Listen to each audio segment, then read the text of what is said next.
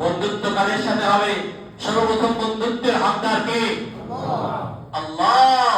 ইন্নামা ওয়ালিয়ুকুমুল্লাহু ওয়া রাসূলুহু ওয়াল্লাযীনা আমানু। নিশ্চয়ই আমার আপনার সবচেয়ে বড় বন্ধু, সর্বপ্রথম বন্ধু হলেন আল্লাহ।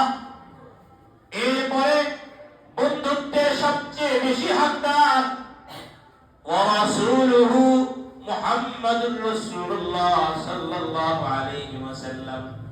তৃতীয় নম্বরে আল্লাহ রাব্বুল ইজ্জত বলেন ওয়াল্লাযীনা আমানু। তৃতীয় নম্বর যাদের সাথে মুমিনরা বন্ধুত্ব রাখবে তারা হলো মুমিন। তারা কারা? তারা ওই সমস্ত লোক যারা হবে মুমিন। কেমন মুমিন? আল্লাযীনা ইউকিমুনাস সালাহ, যারা নামাজ কায়েম করে। কি করে? সাউন্ড দেন না, যারা নামাজ কায়েম করে। ওয়া ইউতুনাস যাকাত, আল্লাহর বিধান নামাজ কায়েম করে, যাকাত আদায় করে। ওয়া ইউতুনাস যাকাত ওয়া হুম রাকিউন, এবং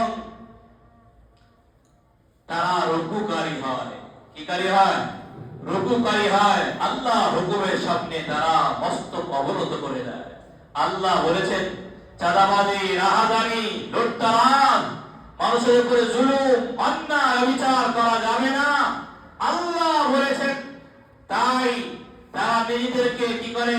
আল্লাহ হুকুমের সামনে বিলীন করে দেয়। মন চায়, ক্ষমতা আছে, কিন্তু ক্ষমতার অপব্যবহার, অপপ্রয়োগ করে না। ক্ষমতা আছে অকথ্য ভাষায় গালিগালাজ করা, অশ্রাব্য ভাষা ব্যবহারের ক্ষমতা আছে, এরপরে অশ্রাব্য ভাষা ব্যবহার করে না, বরং আল্লাহর হুকুম আদল ইনসাফ কায়েম করতে হবে জমিনে।